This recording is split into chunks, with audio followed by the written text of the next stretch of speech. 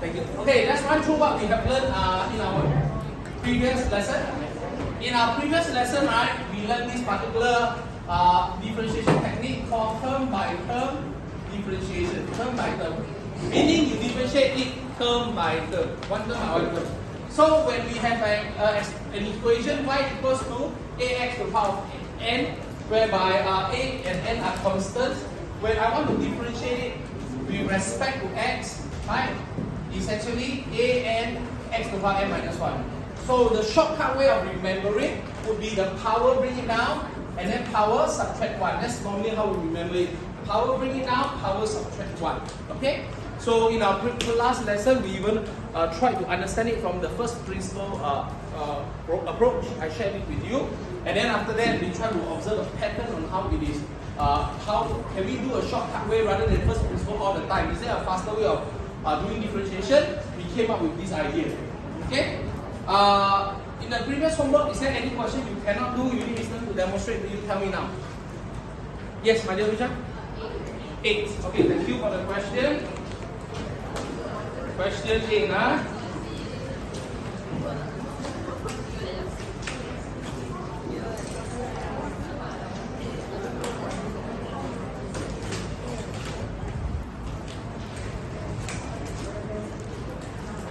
Exercise 12.1, question 8.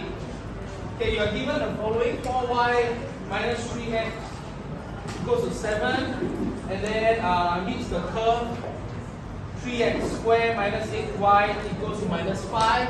So they meet one another at point P and Q. Can you find the gradient of the curve at P and find the gradient at Q?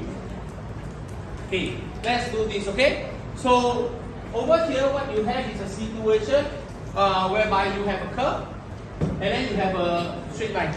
Okay? So first of all, let's try to find the coordinates, the x coordinate of P and Q first. Okay? So over here, right? Can you tell me what is our approach to finding the? If I want to find the coordinates, if I want to find the x coordinate, let's say, of P and Q. Basically, I'm going to find a point of intersection between a straight line and a non-straight line, right? A linear and a non-linear situation. We did this in last year, week 2. Can you remember what did we do last year? At this time, we did this chapter. Simultaneous equation, right? So go ahead, simultaneous equation, go and solve. So equation 1, equation 2, okay? So from equation 1, so 4y equals to 7 plus 3x. So y equals to 7 plus 3x over 4. So you form equation 3. Then you substitute your 3 into 2. And then go ahead and happily solve.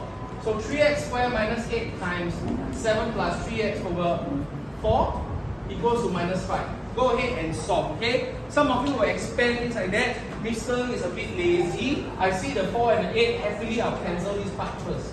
So I shrink the numbers easier. I don't want to work with algebraic fraction. I really don't like it. So 3x squared minus 6x minus 14 equals to negative 5. Okay, let me check my head. Yes, correct. Then I bring the this one over. I will have plus 5 is minus 9 equals to 0. Okay, so from here we can easily solve for x. Am I correct? Yes. Will I start? Should I start to factorize over there? Should I do that?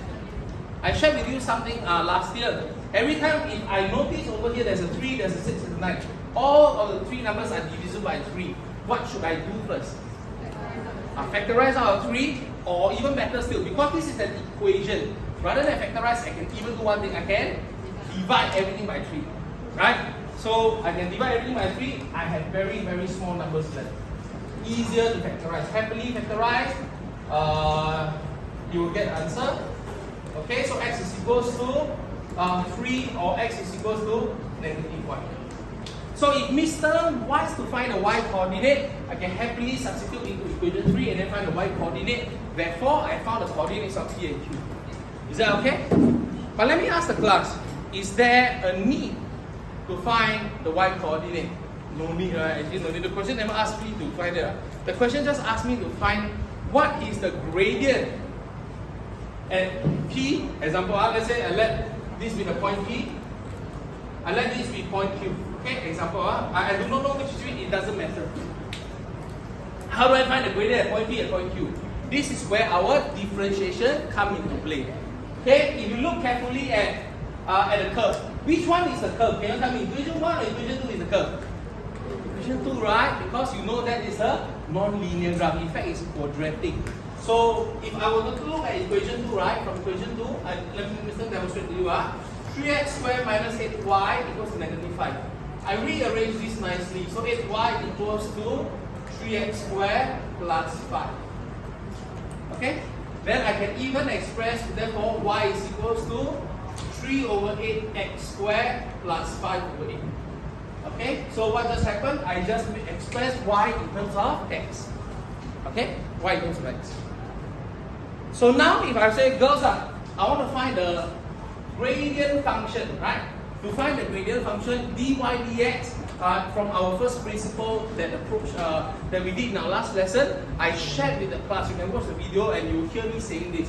The dy dx is actually known as just the what we call the gradient function, right? So basically, it gives you the gradient of the function of the curve at a particular point. So what is the gradient function? Dy dx. So I differentiate this, bring the 2 down. So 3 over 8 comes to 3 over 4 x. Right? Power subtract 1. So differentiate 5 over 8 gives me what? Differentiate a number, differentiate a constant, give me 0. So ignore it lah. Okay? So now happily, so when x equals to 3, I just find what is the gradient now. dy dx equals to 3 over 4 times 3. So 1 of the gradient will be 9 over 4. When x equals to negative 1, substitute inside, dy dx equals to 3 over 4 times minus 1, it will give me negative 3 over 4. That's it. Okay? I did pause the video first. So far so good. But even if let's say you can't do it, right, it's okay. It's okay. At least minimum you must tell me, Mister, the graph looks something like this. Smiley face. Smiley face. At least you must tell me that, okay?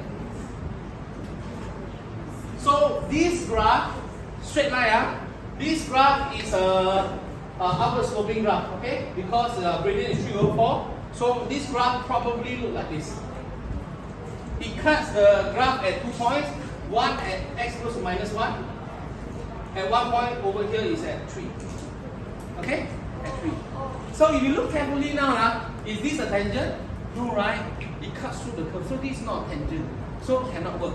What is this question actually asking you for? The question is actually asking you for what Macy is thinking. At this point, if I draw a tangent, what is the gradient of this tangent? And then another one is here. Okay? Another one, if you have at this point, you draw a tangent, how does it look like? So from our answer, I can tell you this line that I drew, this line, the gradient of this line is 9 over 4. This line, the gradient is minus 3 over 4. Okay? But very, very, very good point. But I can see what Macy is trying to do. She's trying to link up what I shared last year, and then she's trying to link it up to this. But I'm glad that Faith, you girls managed to see it. Oh, the reason why it doesn't work is because it's not a tangent. Actually, I linked up the answer just now. I said like gradient not a tangent, right? So we recognize that it's not a tangent because you cut at 2 points. If you cut at 1 point, then yes, possible it's a tangent. Then the gradient will be exactly the same. Very good point.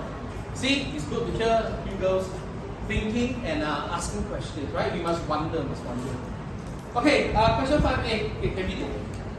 Oh, videoing already. Great. Okay, videoing. So, question 5A.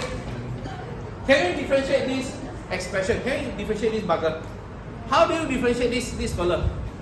So over here, I want to correct your presentation first. Everyone, please look at your presentation. Nobody should just write dy dx. You write this in exam, some markers may mark you wrong. Why? Because look at the question. The question got no y inside. Where you find the dy dx from? So the marker will mark you wrong. Where does the y come from? Everyone clear? Second type of presentation, instead of writing this, students know they're differentiating something, but they don't know what to differentiate. Like Macy, you like, you write, you don't like, you leave blank. Then differentiate, right? then teacher will put a question mark there. Wrong. What are you differentiating? Right? So what do we do? Okay, there's two ways of doing it. Please watch. The correct presentation will look like this. If the question wants you to differentiate an expression, you can actually do this. You can write d over dx and then bracket. So you're differentiating this expression with respect to x. That's one thing you can do. Okay? Then you happily differentiate. The moment when you start differentiating, please remember the d over dx, the expression will disappear, the notation will disappear because you started differentiating already. Is there a better technique? Yes, I prefer the next technique because I don't like to write dy dx. So I don't like to write so many. I prefer to write dy dx. So Mr. will write this. I will let y equals this.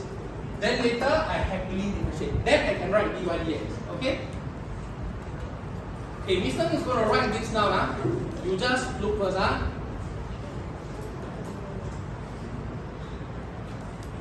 Don't say anything. Don't say anything.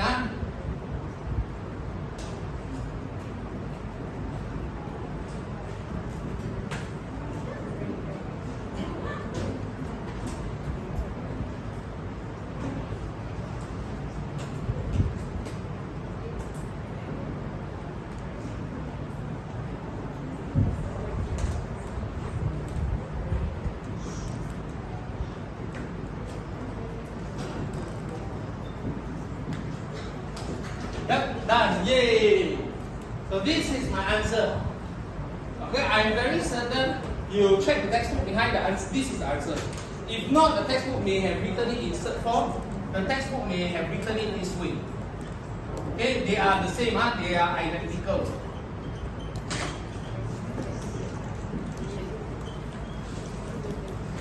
Okay, I don't know how the textbook answer look behind, but both are acceptable. Both are correct. Both are correct. They are the same. You ask me which one I want you to write. I prefer you to write this one. Sometimes the less you write, the better it is. The more you write, the more wrong you get. I don't want that. Okay, look at this. Can anyone tell me what is not correct about the presentation? What is not correct? The answer is correct. I'm sure the answer is correct. Those who have done it, you check my answer. I believe I'm correct. But what is wrong with this case? What over? Wait! Sorry, this one. Okay, yeah, thank you. Yes. Okay, but what is wrong with my my solution? What is wrong? Yes. Very good. Okay, this is you're the maybe with the E. Maybe with the A kan. Last year you also said that. Okay. Yes, you know, behind right last year. Yeah. A. Very good, So, mavis. Then, I must remember, you always mavis with the E, mavis with the A. So hard to figure out. Mavis. So, mavis or mavis? Mavis. Over here, what she said is correct. Over here, if you look carefully, have I started differentiating? Oh, right. This line, in fact, it is still y. It is still y. This line will still be y because I have not differentiated yet. Look at the next line. The next line, have I started differentiating yet? No, it's still y. All I was trying to do is I'm just trying to write all my algebra stuff in in index form, so that I can differentiate it. Where does the differentiating happen? It happens only at this line. So this is the line you write dy dx.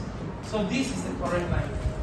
So this is the line that I perform my differentiation, the term by term differentiation, power bring down, power subtract 1. Power bring down, power subtract 1. That's all.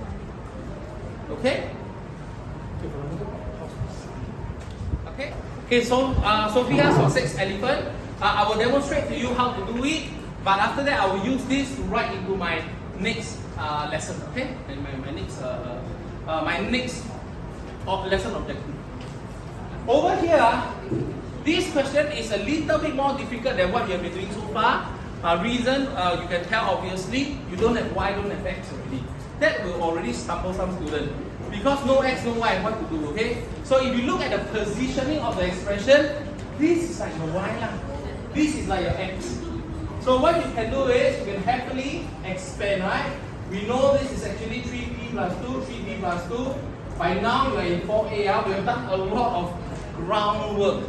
You should not be telling me this is 9p squared plus 4. You should not be telling me that. I told you a million times that is not correct. I want you to write it twice so that you do your rainbow connection. You will have s is equals to 9p squared plus 12p plus 4. Okay? So now if you want to differentiate, be careful, it is not dy dx anymore because this is not in terms of x. This is s in terms of p. So I want you to think, if this is y in terms of x, you write dy dx. If this is s in terms of p, you write dy ds dt. So 2 times 9 is 18 plus 12. The p will disappear. Then differentiate constant 0. So this one is 0. So p okay? Okay? Is everyone super clear? Yeah. I will write on Sophie's question. It will build on my next lesson of perspective. Everyone, I want you to try to differentiate the next one. Example 1. Y equals to x plus x plus 2 bracket cube. Okay, the same idea. Instead of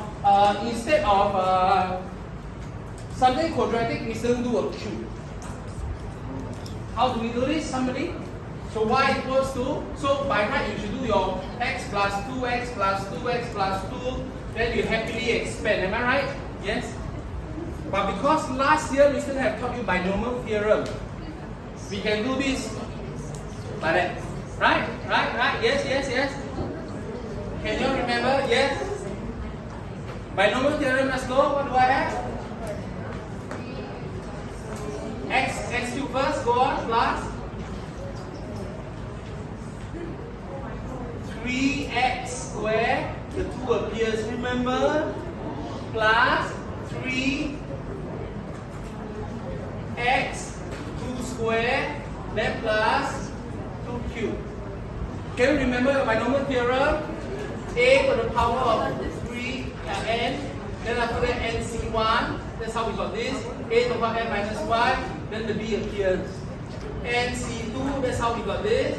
Then your a starts shrinking in power, then after that you have this. Can you remember we did this last year? Yeah, binomial theorem, right? Don't say forgot, you must know. So if you know this, you can get this. Y equals to x cubed plus 6x squared plus 4 times 3 is 12x plus 8. Doable, right? So dy dx, come on, you get this wrong, I will go home already. Everyone can do this. 3x squared, go on. 12x plus 12. Easy peasy. Yes or no? I still can differentiate. Okay, let's make it a bit harder. Let's try. What if I want to do differentiate? Example 2. 30. Let's do 30. O-level exam, this is 1 mark only. 1 mark. Okay, I want to ask you now. Are you going to do binomial theorem and write out 31 terms? Then happily dy dx one by one. Are you going to do that? No, right? So tedious, right? So you know there is a trick to this. There's a faster way of doing it. How can we do it? Okay? So I'm going to demonstrate now. Please watch. I'm going to show you the process. Mr. will show you the process here. Then later I'll go back there and show you the shortcut way of doing it. Is that okay? Let me show you the process first. Y equals to, this is example 2. Y equals to x plus 2 to the power of 30. Okay, everyone don't copy first. Don't copy first. Just take a look first. Just observe what I do. After that, I will pause and then you'll take time to copy down what you need. Okay, then after that, I'll demonstrate the shortcut way of remembering how to do it. Okay, just watch this first. Okay, just watch this first. What I'm going to demonstrate to you now is called the chain rule. This is called the chain rule. So, when you apply the chain rule, when you have y equals to an expression to the index of something. Inside this bracket, there must be x involved. Okay? But what you have is not just x, but x and some other things inside. Okay? So if it's just normal x, if it's just x only, easy lah. Term by term differentiation. 30 comes down, x, then 30 minus 1 becomes 29. Easy term by term. But you have other things involved, you can't do it. So how do we do it? Okay? Please watch. I will demonstrate this, but you don't need to do this in exam because I'll teach you the shortcut way of memory. I do something called substitution. I let u be equals to x plus 2. Okay? If I let u be equals to x plus 2, can you tell me what is du dx equals to, everybody? What's du dx equals to? If u equals to x plus 2, what is du dx equals to? Differentiate x, what do you have?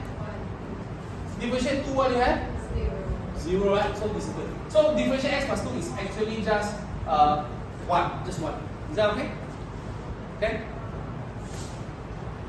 Wait a minute. If I let u be x plus 2, right? Am I correct to say that I can actually write y equals to, instead of x plus 2, right? X plus 2 is actually u, right?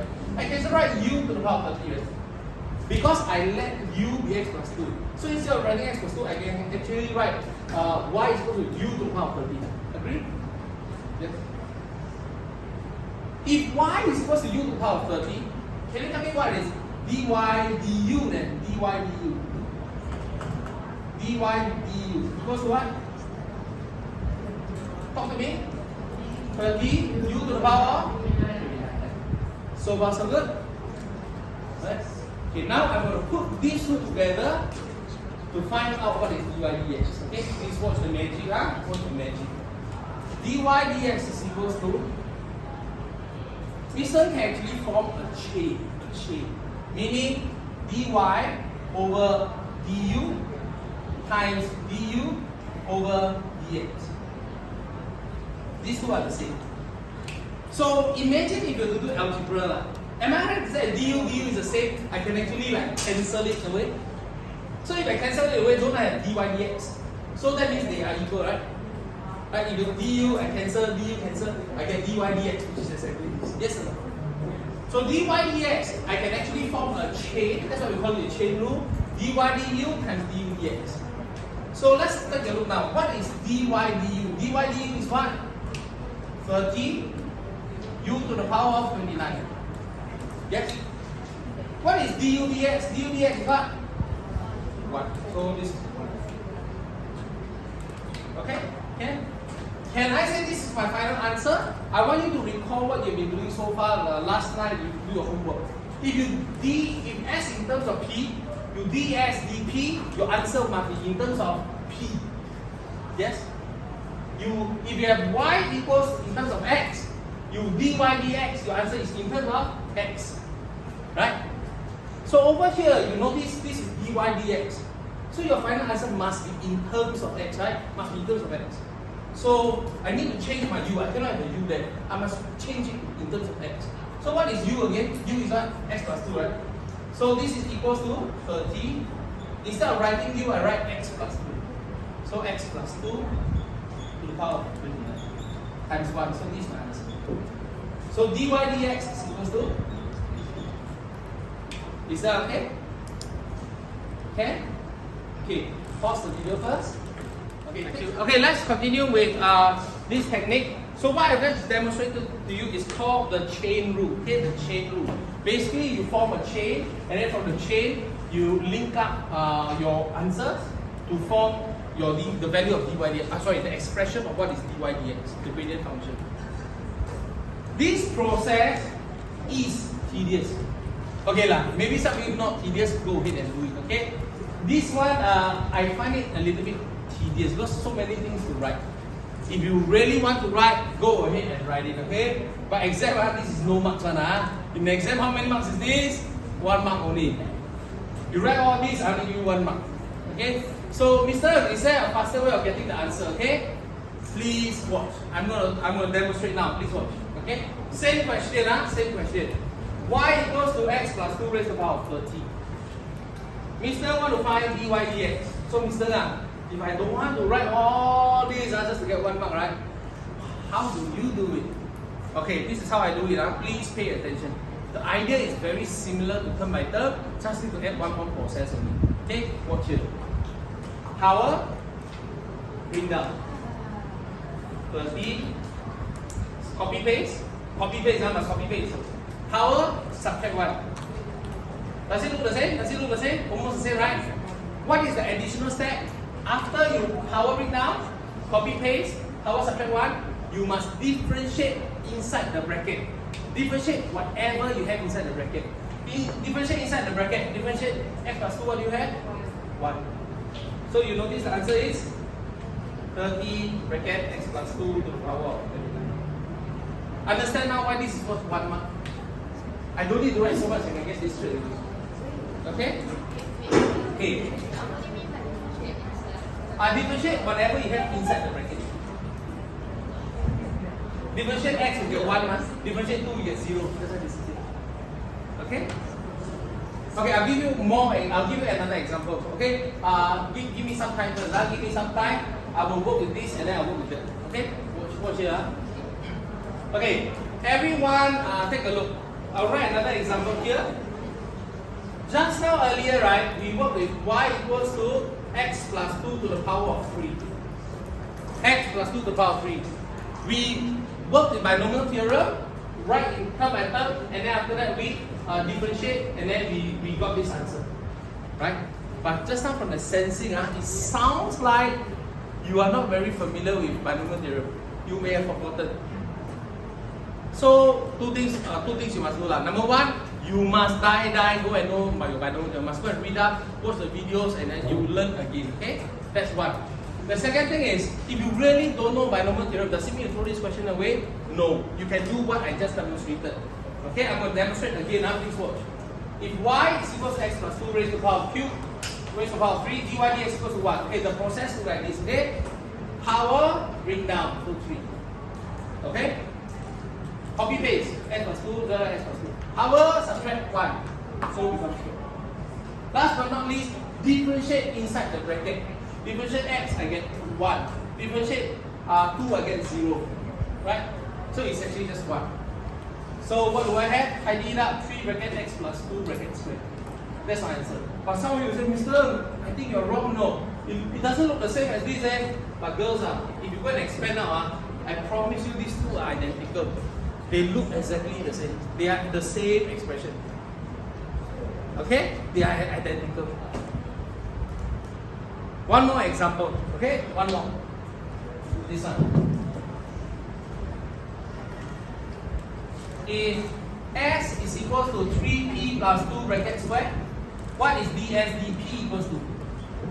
Mr. If I don't want to do term by term differentiation, I want to use chain rule for something so simple like this, can or not? Okay?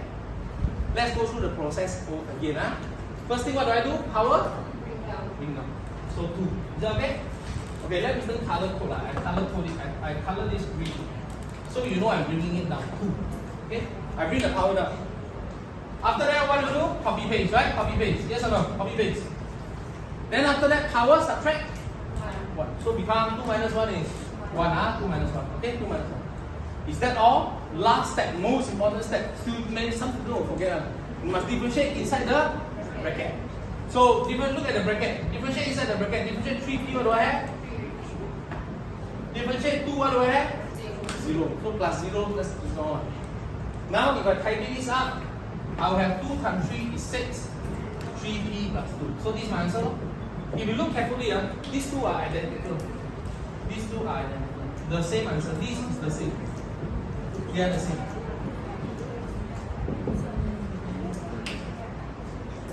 Can you see that? Yeah, both are accepted.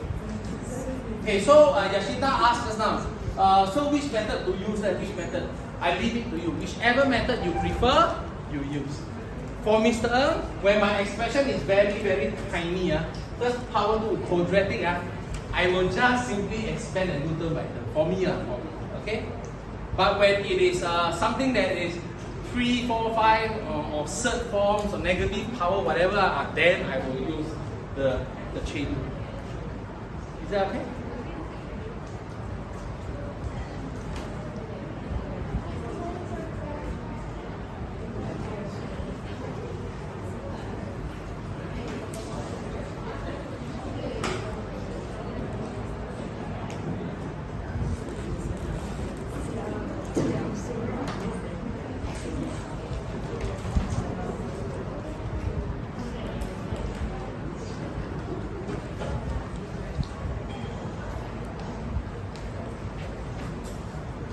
Okay, I wrote this down for Macy because she asked me a question just now, and even after I got through this, her eyebrow was still going this way.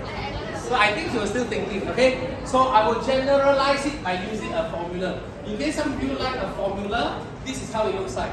If y is written as ax plus b raised to the power n, okay, it's not just linear, it can be quadratic inside, can be cubic inside, can be surds, doesn't matter. Apply the same thing. Power bring down, copy paste, power subtract 1, differentiate inside the bracket. Is that okay? Okay, thank you Priyan and Gail. So look at how they did these two questions. So basically you rewrite in this format, right? Rewriting in the chain rule format, and then you apply the differentiation. Power bring down, power subtract 1, differentiate inside the bracket. Then you just simplify tidy. Mr. Must I write this final answer? No need. This itself can already. You want to write also can. Up to you. Okay, next one, Priya did this. So, is the third form, instead of the square root sign, she just write again and present it in her chain rule format to the power of half. Okay, now she apply the differentiation, power bring down, so half, copy paste, power subtract 1, differentiate inside the bracket, differentiate 7x squared is 14x. That's it. Tidy it up, this will be the answer. Okay, beautiful. That's it. Okay, so these are the homework questions. Go home, try to do it from what I sense, 30 to maximum 35 minutes. Why the extra 5 minutes? I think you may have forgotten your partial fraction. So you may need to revisit your notes, look through how to express your question A into a partial fraction before you differentiate. Okay, and that's the only part you may need sometimes. The rest, I'm sure you can do it easily. Okay, thank you.